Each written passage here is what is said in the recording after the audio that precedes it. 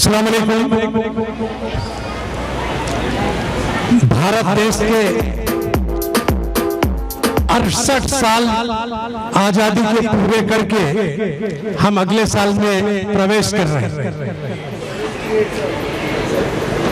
Sir मैंने सही कहा है, मैं कोई लेखा जोखा देखे बगैर बात नहीं करता, क्योंकि मैं 20 साल जर्नलिस्ट रहा हूं, नेतावाद में बना। मैं मुबारकबाद देता हूं यूसुफ अफरानी साहब को कि जैसे आज मदरसे के बच्चे जो अपनी तहरीक पेश कर रहे थे, तो मेरे जहन में नक्शा था कि उस जमाने में उलमाओं ने अगर मदरसा कायम नहीं किया होता तो ये मुल्क कभी आजाद नहीं होता। सिर्फ देवबंद की तहरीक नहीं, बल्कि इस मुल्क की जो सबसे पहली और टॉप की तहरीक थी जिसमें मुल्क आजादी का परवाना लेकर आया, वो रेशमी रुमाल था, जिसे मौलाना सैयद अहमद हुसैन मदनी और उनकी टीम ने तैयार किया था।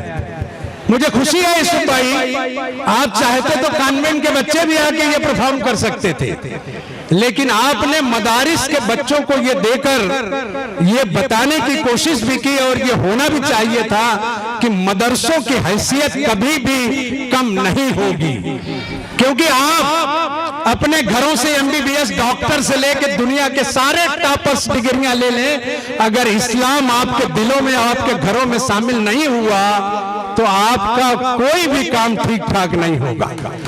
मैं पिछले 8-10 दिनों से, आज मुझे लगा था कि फारूक सैयद यहाँ होंगे क्योंकि यूसुफ भाई के बड़े अजीज हैं, उन्होंने एक तहरीक शुरू की है कि 15 दिन पहले से मुल्क की आजादी में मुसलमानों के हीरोज की कोई एक दिन की एक तकरीब पूरी वो डालते हैं, जिस मौलाना आजाद, मौलाना हुसैन अहमद मदनी, सरफुद्दीन कचलू, जितने भी मतलब इस तरह की एक इवेंट, मैं समझता हूं कि अब ये जरूरी हो गया है, क्योंकि पिछले 2011 से 2024 के बीच मुल्क की तारीख बदलने की तैयारी चल रही है। अगर आपने अपने बच्चों को मुल्क की तारीख नहीं पढ़ाया, अपने आबो अजदाद की तारीख नहीं पढ़ाया, तो ये तय जान लो कि अगले 20 सालों के बाद भारत में मौलाना आजाद, मौलाना हुसैन अहमद मदनी और दूसरे उलमाओं का नाम लेने वाला कोई नहीं बचेगा, क्योंकि तारीख बदल जाएगी। आदमी सोचता है कि किताबों में तो है, हम देख लेंगे। नई बेईमानी, नई चीटिंग जो शुरू हुई है वो है गूगल। आज हम बड़े दावे से अपने बच्चों से कहते हैं जो सीखना हो गूगल सर्च करो, तुम्हें मिल जाएगा। मैं आपको बात भी आपके सामने रखता हूं कि गूगल 2 चीजें प्रेजेंट कर रहा है। अगर हमने गूगल में सर्च किया कि हजरत टीपू सुल्तान पर हमें जानना है कि मुल्क की आजादी में उसका क्या रोल था, तो 2 पार्ट्स हैं।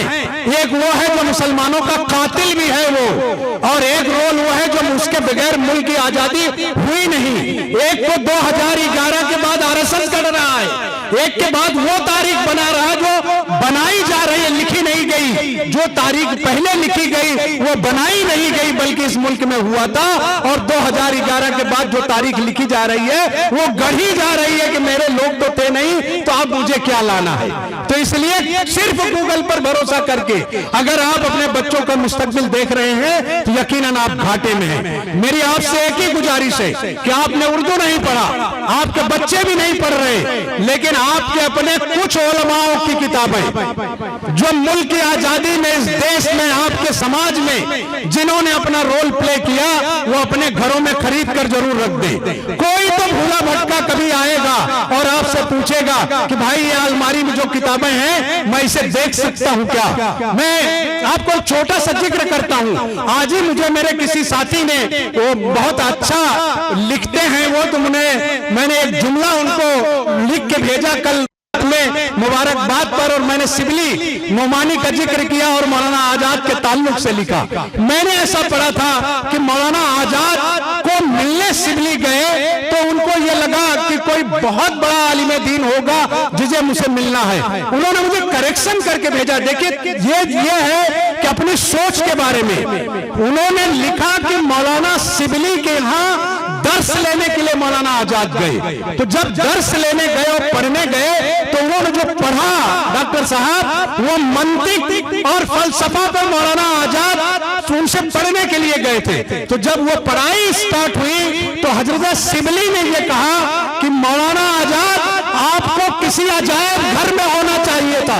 अल्लाह ने जो सलाहियत आपको मंतिक और फलसफा में दिया, अगर वो जान ले दुनिया तो आपके ऊपर टैक्स लगेगा आपको देखने का। आपको इतना पैसा आना चाहिए कि अल्लाह ने ये कुव्वत दी है। आप सोचिए कि एक हजरत शिबली और एक कम एज के मौलाना आजाद, तो ये सारी ताकतें आप पर हैं। ये देख लीजिए, ये आपके बुजुर्गों की और आपके अबदाद की यहाँ ये तस्वीर लगी है। यही है जिसने मुल्क की तारीख लिखा और यही है जिसने तुमसे तुम्हारी आजादी का आखिरी परवाना छीना।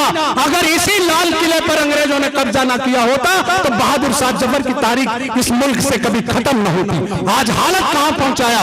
बहादुर शाह जफर की भतीजी या उनके खानदान की किसी बेटी का कल इंटरव्यू रहे कि हम भीख मांग रहे हैं कलकत्ता की गलियों में, हमें कोई देने वाला नहीं है, जबकि अरबों डॉलर हमारे बाप दादों की इमारतों से जो पैसा आ रहा है, अगर उसकी रॉयल्टी का एक हिस्सा भी उनको मिलता तो उनकी नस्लें आज रोड पर नहीं भटकती। ये हमारे लिए अफसोस का मकाम है कि हम दूसरे के कायद के लिए वाह वाह महामहिम जय सब हम उनके कायद के लिए कर रहे हैं जिनकी इस मुल्क की तारीख में कोई रोल नहीं है।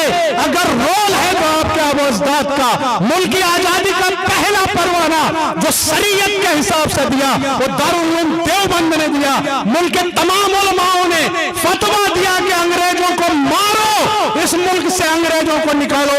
आज की सियासत में आप उठा के पढ़ो कि अंग्रेजों के खिलाफ कोई सरकार नहीं बोल रही है, अंग्रेजों के बारे में कहीं चर्चा नहीं हो रही है। अगर चर्चा होती है तो मुसलमानों की तारीख मिटाने की बात होती है और उसमें वो लोग भी शामिल हैं जिनके आबो अजदाद कभी इस मुल्क में इस मुल्क को जीतने के लिए लड़े थे। आज देखिए लाल बहादुर शास्त्री का बेटा बीजेपी में है। सोच सकते हैं, मैं तारीख पर नहीं जाता, लेकिन मैं आपसे चाहता अगली बार से एक दिन और भी मुअय्यन करिए कि कभी मौलाना पर ड्रामा हो, कभी शिबली पर डिसाइड हो, कभी सर सैयद पर हो, कभी कचलू पर हो, कभी मौलाना किफायतुल्लाह पर हो, कभी मौलाना इमदाद मदनी पर हो, कभी मौलाना अताउल्लाह साहब बुखारी पर हो। क्योंकि वो तारीख है कि अगर आपने अपने बच्चों को एक बार भी सिखा दिया तो खुदा की कसम ये मुल्क की आजादी का जो फायदा था वो आपकी कौम के हीरोज को मिल जाएगा।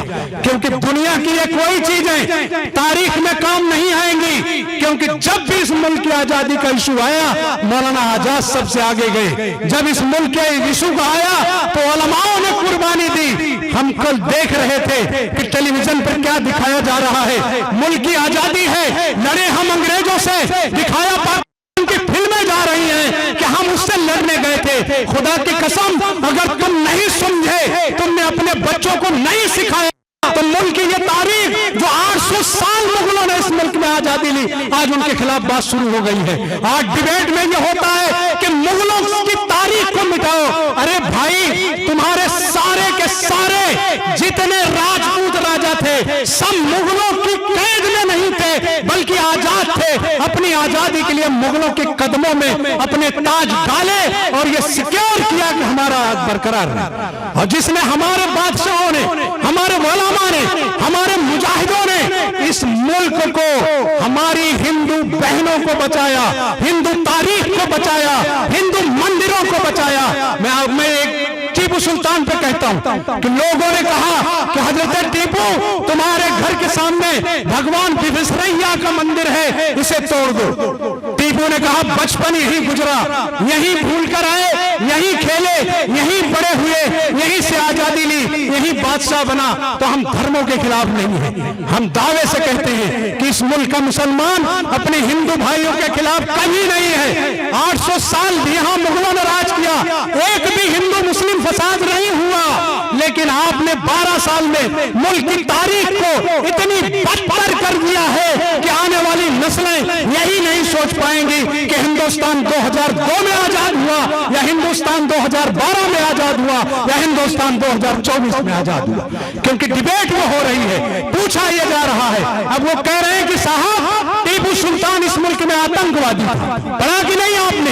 अरे इन्हें शर्म आनी चाहिए कि जब इस मुल्क का बरहमिन उस जमाने के राजाओं ने केरला की बहनों से यह कहा जो दलित थी कि आप अपनी छातियां नहीं बंद कर सकती, बगैर कपड़ों के तुम्हें रहना होगा, और यही उनके लिए जजिया कर था। टीपू सुल्तान मुसलमानों का वो बादशाह जिसकी नमाजें कोई नमाज तो कजा नहीं हुई, लेकिन तहज्जुद भी पूरी जिंदगी जिसकी कजा नहीं हुई, उस शख्स का पहला ऐलान था कि अगर मैं बादशाह हूं तो मेरी बहनों को पर्दा करना होगा, और जो इसे रोकेगा हमारी हुकूमत उससे निपटेगी। तो हमने तो तुम्हें हर वो चीज दिया जो इस मुल्क के लिए जरूरी था, जो मजाहिब के लिए जरूरी था, जो हिंदू बहनों के लिए जरूरी था, लेकिन आपने मुझे क्या दिया? 3 दिन पहले आपने टेलीविजन पे देखा कि एक दरगाह पे धावा बोल रहे हैं, साहब मरे हुए लोगों को क्यों खोज रहे हो? जो जिंदा है उनको बचाने की कोशिश करो। आज मुल्क कहां पहुंच रहा है? हम जश्न मनाने अगले साल 80 साल में पहुंच जाएंगे। 20 साल और एक बुढ़ापे को बचा है। मुल्क का इतिहास जो गोल्डन चिड़िया थी उसे बरकरार रखो।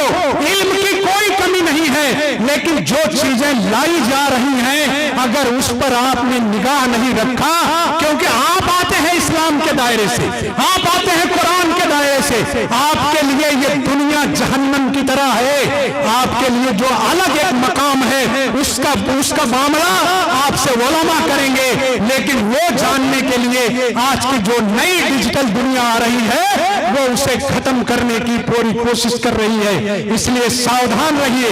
आप इलेक्ट्रॉनिक अभी जाइए, अच्छी चीजें सीखिए, लेकिन अपनी हिस्ट्री, अपनी तारीख, अपना इस्लाम, अपनी किताबों को जरूर सूखिए और उसको सीखिए। मैं बहुत बहुत आपको मुबारकबाद देता हूं। और इस भाई आप एक कायद हैं, एक लीडर हैं, एक नई पहचान दे रहे हैं समाज को। और आज मुझे अच्छा लगा कि जिमखाना में ये सारी एक्टिविटीज हैं और यही हमारे एक मुस्लिम लीडरशिप की एक पहचान है, उसमें आप कामयाब हो। शुक्रिया, बहुत बहुत आपको मुबारक, और आप सभी लोगों को आज का इंडिपेंडेंस डे मुबारक।